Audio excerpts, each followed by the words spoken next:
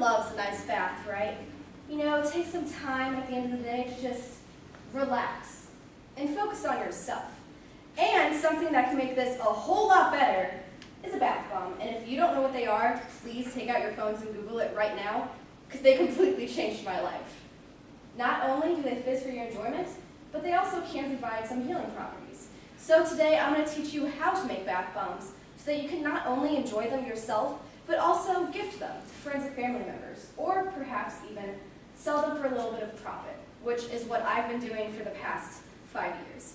So first I'm going to talk you through the process of mixing up the dry ingredients, then on to the wet ingredients, and eventually on how to make the molds of your bath bombs so that you can eventually use them in your day-to-day lives. So first, focusing on the dry ingredients. There are 3 things that you need. First, you're going to need baking soda, just pure baking soda. You can get at pretty much any grocery store of your liking. Also, cornstarch in its pure form as well.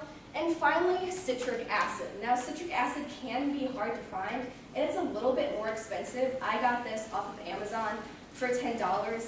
I know it has the word acid in it, but don't be scared. If you know the coating on Sour Patch Kids, that's exactly what citric acid is. So if you spill it on yourself, it's not like you're about to burn your skin off or anything. So just don't worry about that. What you're going to do is take a 1/2 cup of baking soda, 1/4 cup of cornstarch, and 1/4 cup of citric acid, which I already have in this bowl. And you're just going to stir together till it looks well mixed. They're all white ingredients, so it's kind of hard to tell, but basically just mix them until it looks fairly mixed. Now you will move on to your wet ingredients. The wet ingredients consist of water, coconut oil, food coloring, and essential oils. Coconut oil, again, you can get at virtually any grocery store. You're going to need 2 tablespoons of that, and then 2 teaspoons of water.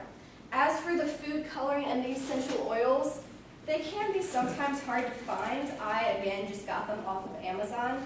So what I have here is some peppermint oil and some green food coloring, because I just associate peppermint with green. So they kind of go together, but you can use whatever mixture that you want. So then all you're going to do is take some of your oil and pour some of it in. Now normally I have a dropper, which I forgot today, and you normally would do 2 to 5 drops of that and 2 to 5 drops of your food coloring as well. So I'm just going to put some of that in there, and then you just want to mix it up fairly well until your water turns the color of whatever food dye that you put in there.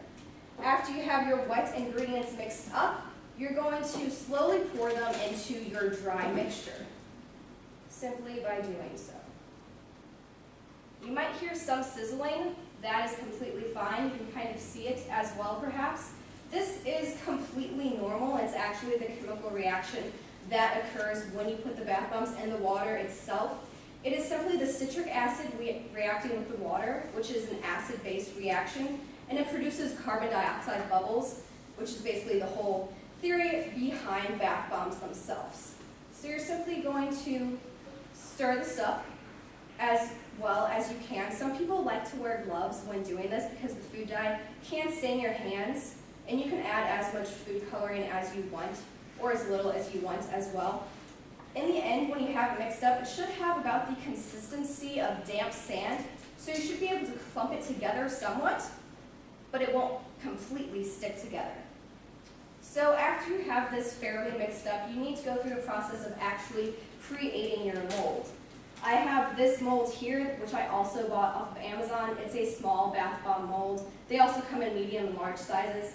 But if you don't want to spend the money on the mold, you don't have to. You can also use things such as cupcake holders, which are just these little foil things, or even candy chocolate makers. You can use as well. Really anything that you can pack the mixture into and form some kind of shape.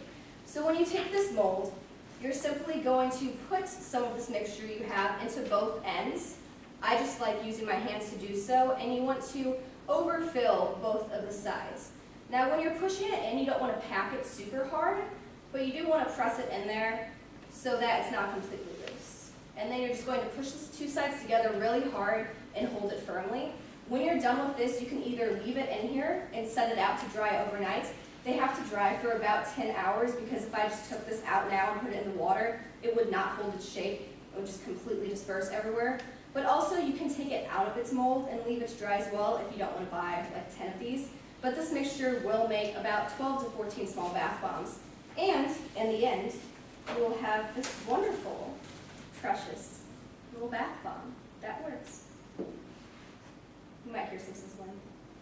It's a little, yeah, you can kind of hear a little bit. So while that's dispersing, I hope now you know how to make these. It's fairly simplistic and fairly easy to find these ingredients. You can modify it in any way that you would like as well. For example, if you would like your bath bomb to have more fizzing, simply add more citric acid. Just realize that then the bath bomb won't last as long. You can also add as much food coloring as you want, and just know that the sky's the limit and you're the bomb. Thank you.